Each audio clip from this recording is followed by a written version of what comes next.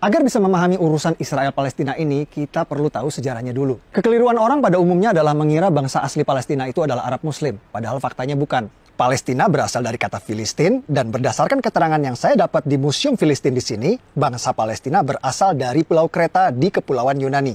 Mereka berlayar dari Pulau Kreta Yunani dan menetap di tanah yang kita kenal sekarang dengan nama Palestina. Jadi bangsa Palestina aslinya bukan Arab Muslim, tapi orang Yunani kuno. Waktu bangsa Filistin kesini dari Yunani, daerah ini dulu belum bernama Palestina. Daerah ini dulu masih bernama Kanaan atau Tanah Kanaan. Apakah waktu itu sudah ada bangsa Arab dan Yahudi di sini? Jawabannya belum. Bani Israel atau bangsa Yahudi baru datang ke tanah Palestina setelah Nabi Musa meminta kepada Fir'aun Raja Mesir untuk membebaskan mereka dari perbudakan. Setelah terbebas dari Fir'aun, Nabi Musa membawa Bani Israel atau bangsa Yahudi ke tanah yang dijanjikan. Itulah tanah yang kita kenal sekarang dengan nama Palestina. Setelah terbebas dari Fir'aun, Bani Israel Yahudi hidup di tanah Palestina ini turun-temurun selama ribuan tahun, mendirikan kerajaan Israel yang raja-rajanya tidak asing bagi kita. Salah satunya Raja David, atau yang kita umat Islam kenal dengan nama Nabi Daud. Siapa yang tidak tahu cerita Nabi Daud? Ia mengalahkan raksasa bangsa Filistin bernama Goliat hanya dengan sebuah batu. Lalu ada Raja Solomon, anak kandung dari Nabi Daud, atau yang kita umat Islam kenal dengan nama Nabi Sulaiman. Nabi Sulaiman adalah Raja Yahudi yang membangun kuil suci untuk tempat ibadah agama Yahudi yang dikenal dengan nama Kuil Solomon. Yang di belakang saya itu adalah tembok ratapan, tempat paling suci bagi agama Yahudi seperti Ka'bah buat umat Islam. Tembok ratapan ini dulunya adalah bagian dinding dari kuil suci agama Yahudi yang dibangun oleh Nabi Sulaiman. Kuil bertahan 600 tahun sampai ia dihancurkan oleh bangsa Romawi pada tahun 70 Masehi. Lalu karena benci pada bangsa Yahudi, Kaisar Romawi Hadrian merubah nama Israel menjadi Palestina. Nama yang bertahan sampai hari ini. Jadi Kaisar Romawi Hadrian lah yang memberi nama Palestina pada daerah ini. Aslinya daerah ini bernama Tanah Kanaan. Lalu Bani Israel Yahudi datang, namanya berubah menjadi Israel. Kemudian oleh Kaisar Romawi Hadrian, nama Israel diganti menjadi Palestina.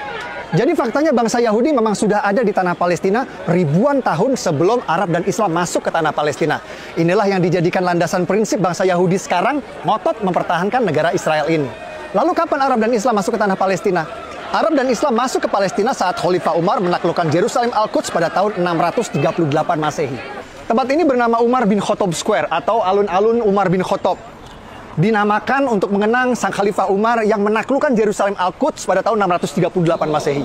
Guys, hari ini kita bersama Dr. John Seligman, sejarawan, arkeolog, ahli situs-situs purbakala bergelar Dr. S3.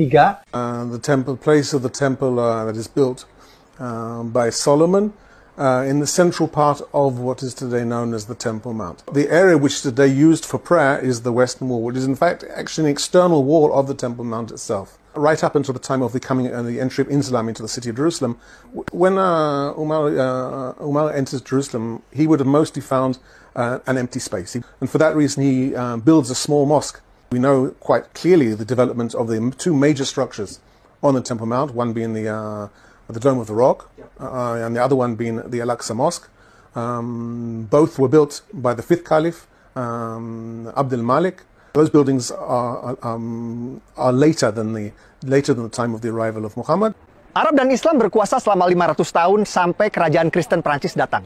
Atas perintah Paus di Vatikan, pasukan Prancis datang menaklukkan Palestina yang kita kenal sekarang dengan istilah Perang Salib. Raja Kristen Prancis mendirikan kerajaan Yerusalem dan berkuasa di Palestina selama 100 tahun sampai akhirnya dikalahkan. Setelah 100 tahun, akhirnya Prancis menyerah pada pasukan Raja Salahuddin Ayyubi yang berhasil merebut Palestina kembali ke tangan Islam.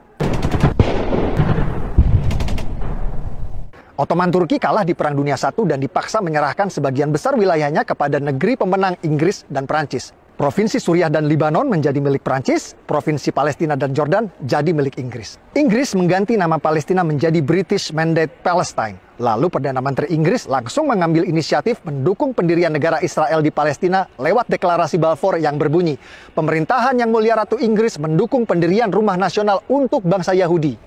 Pada tahun 1947, Perserikatan Bangsa-Bangsa PBB menerbitkan resolusi pendirian dua negara di Palestina, negara Yahudi dan negara Arab. Warga Yahudi langsung menerima tawaran ini dan mendirikan negara Republik Israel. Tapi negara-negara Arab tetangga menolak pendirian dua negara ini dan langsung memerangi Israel. Hasilnya, tepi barat dikuasai oleh Yordania dan Gaza dikuasai oleh Mesir. Jadi yang menggagalkan berdirinya negara Palestina itu bukan Israel, tapi Yordania yang menjajah tepi barat dan Mesir yang menjajah Gaza. Bahkan selama bertahun-tahun, Yordania dan Mesir menolak mengakui kedaulatan Palestina di tepi barat dan Gaza dan menganggap dua daerah tersebut menjadi bagian dari negara mereka. Ini fakta. Negara-negara Arab terus menolak pendirian negara Palestina inisiatif dari PBB.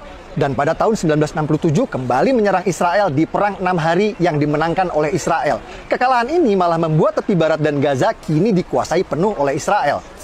Bahkan saat Yasser Arafat, pemimpin Gerakan Pembebasan Palestina PLO, sepakat perjanjian damai Oslo yang akan mendirikan negara Palestina berdampingan dengan Israel ditolak oleh partai oposisi Hamas yang membuat pendirian negara Palestina kembali gagal.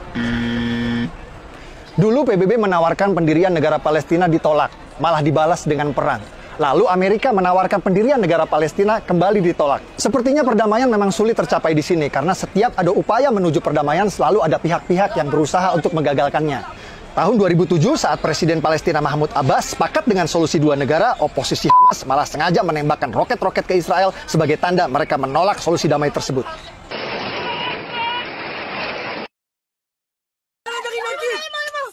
Fakta-fakta yang saya sajikan di video ini adalah hasil investigasi langsung di TKP. Banyak narasumber yang tidak mau tampil dalam video karena alasan keamanan. Saya berharap video ini bisa memberikan penjelasan, membantu menjelaskan bahwa apa yang terjadi di sini bukan seperti yang kita dengar selama ini. Peduli Palestina adalah masalah kemanusiaan. Betul, saya setuju. Tapi jika Anda peduli tanpa tahu fakta, hanya akan membuat Anda mudah dibodohi oleh penipu maling donasi seperti ACT yang sering memutarbalikkan fakta agar uang keluar dari dompet Anda. Kalau menurut Anda video ini bermanfaat, share link video ini di grup WhatsApp Anda. Dengan saya Permadi, dari kota Purbakala, Yerusalem, Al-Quds. Assalamualaikum warahmatullahi wabarakatuh.